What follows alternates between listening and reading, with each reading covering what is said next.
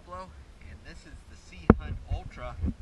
I'm going to go ahead and show you a few more spots where the paint has fallen off, rubbed off, whatever, right on the keel.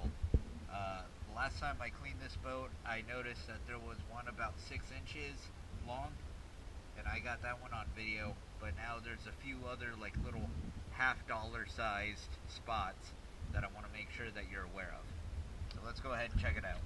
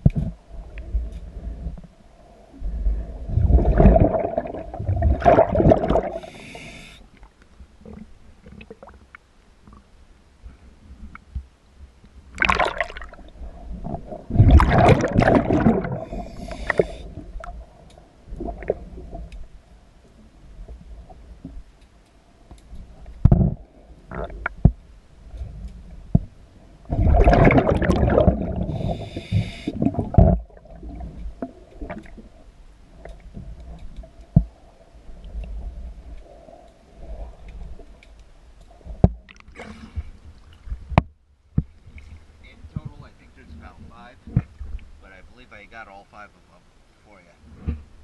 Thank you for choosing DS Dive.